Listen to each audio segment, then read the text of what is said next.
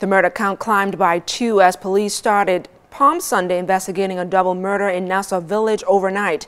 As AltaV's Munnings tells us, police are making a strong appeal for any information on this case.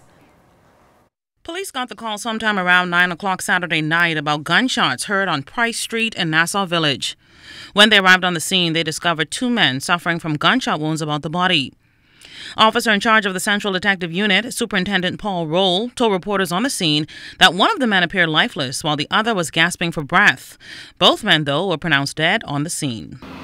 Both of the men at the time were still alive. We summoned EMS. By the time EMS arrived, they had pronounced them dead. They were in critical condition at the time.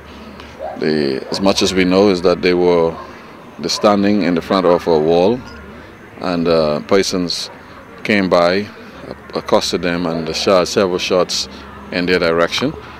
Both men ran in 2 different directions where they collapsed a short distance away, and where we find their bodies a few minutes ago. On Sunday, in a telephone interview with ZNS News, Mr. Rowe confirmed that one of the victims arrived at his Price Street home with a female in his car to retrieve something. Upon returning to the car, police say a man dressed in camouflage attire and a hooded jacket reportedly produced what they believed to be a handgun and started firing shots in the victim's direction. Superintendent Roll then explained that the suspect then reportedly fired shots at another man who was standing near the vehicle. That victim ran from the scene but fell a short distance away. Police say the suspect reportedly fled the area north on Price Street, where he observed another man who police believe was allegedly calling them when the suspect tried to shoot at him. But that man was able to flee. Detectives say the suspect then made good his escape. We have not found any fired cartridges. We met when officers arrived on the scene. Like I said, there were about 200 persons on the scene, rummaging through the scene. And so they interfered completely with the scene. And what we're saying is we now need them to come and help us to solve this murder.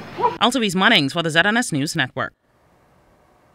Meanwhile, police were called to the scene of a vehicle fire around 6:20 this morning on Lily of the Valley corner off East Street. Authorities report that a Ford SUV was on fire. Firefighters extinguished the blaze and discovered a body burnt beyond recognition. An active police investigation continues.